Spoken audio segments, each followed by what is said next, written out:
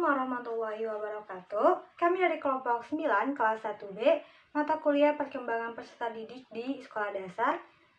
Izin memperkenalkan diri sebelumnya, nama saya Shelly Oktaviani dengan NIM 2202644. Di sini saya akan menjelaskan tentang konsep dasar perkembangan karir. Teori yang kami pilih yaitu ada teori super. Teori ini merupakan teori yang paling banyak memberikan pengaruh dalam perkembangan karir. Konsep ini memiliki 3 konsep utama. Konsep ini juga menggambarkan pelangi dalam kehidupan karir. Konsep ini menjelaskan perkembangan karir pada anak dipengaruhi oleh rasa penasaran atau perasaan curiga. Nah, hal tersebut diimplementasikan dalam bentuk eksplorasi. Eksplorasi itu apa sih? Eksplorasi itu merupakan upaya yang dilakukan untuk mendapatkan informasi atau sumber informasi. Eksplorasi ini bisa seperti kita menelaah minat anak dari lingkungan sekitarnya, atau anak memiliki model gitu yang untuk ditiru. Nah, proses pematangan perkembangan karir pada anak ada dalam diri anak itu sendiri dan lingkungan juga yang mempengaruhinya. Untuk materi selanjutnya akan dijelaskan oleh rekan saya. Oke, di sini saya akan menjelaskan tentang tugas perkembangan karir terhadap pendidikan atau pembelajaran. Yang pertama ada efisiensi fisik. Efisiensi fisik tersendiri biasanya dicapai pada usia pertengahan 20-an. Dengan demikian, dalam periode penyesuaian secara fisik, orang-orang mampu menghadapi dan menyelesaikan masalahnya. Yang kedua ada kemampuan motorik. Orang-orang mudah mencapai puncak kekuatannya antara usia 20-an dan 30-an. Kecepatan respon maksimal terdapat pada usia 20-an dan 25 tahun. Kemampuan ini sedikit demi sedikit akan menurun. Yang ketiga ada kemampuan mental. Kemampuan mental yang diperlukan untuk mempelajari dan menyesuaikan diri pada suatu situasi baru, seperti misalnya mengingat hal-hal yang dulu pernah dipelajari. Yang keempat ada motivasi.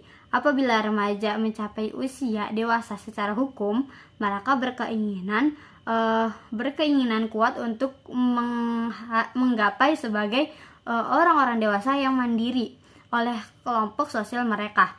Yang kelima ada model peran.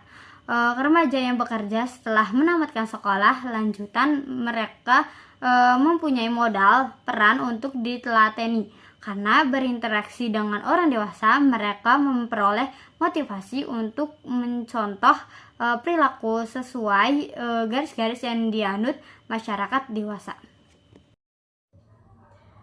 Selanjutnya yaitu faktor-faktor yang mempengaruhi perkembangan karir pada anak usia SD. Yang pertama yaitu ada faktor sosial ekonomi. Kondisi sosial ekonomi keluarga banyak menentukan perkembangan karir dan bagaimana kehidupan pendidikan anak selanjutnya. Yang kedua ada faktor lingkungan. Faktor lingkungan meliputi 3 macam. Yang pertama lingkungan masyarakat. Lingkungan masyarakat sekitar seperti lingkungan pertanian, lingkungan perindustrian, lingkungan perdagangan, maupun lingkungan tidak terdidik. Yang kedua yaitu lingkungan rumah tangga dan sekolah. Pada lingkungan ini, anak akan menjadi sarana pembentukan karakter berdasarkan peraturan yang diterapkan di dalam lingkungan tersebut.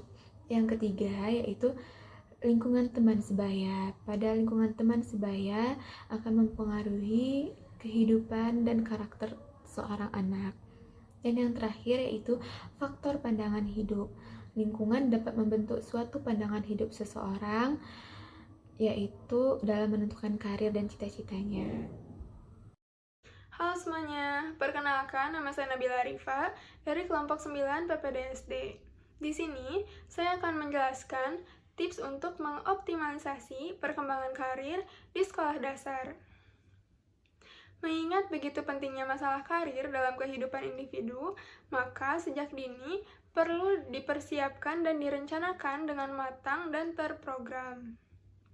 Perkembangan karir pada anak SD bisa dimulai dengan yang pertama, mengenalkan perbedaan antar kawan sebaya. Hal tersebut bertujuan untuk perkembangan diri siswa. Yang kedua, menjelaskan bahwa bekerja itu sangat penting. Lalu, mengenalkan keterampilan yang dimiliki siswa. Yang keempat, menggambarkan kegiatan setelah tamat sekolah dasar. Yang kelima, menggambarkan kegiatan-kegiatan yang menarik. Lalu, menjelaskan bahwa kehidupan masa depan dapat direncanakan dari sekarang. Jadi, siswa dituntut untuk belajar dengan giat atau belajar dengan sungguh-sungguh untuk mendapatkan pekerjaan yang diinginkan. Dan yang terakhir, menjelaskan bahwa pekerjaan seseorang itu dipengaruhi oleh minat dan kecakapan.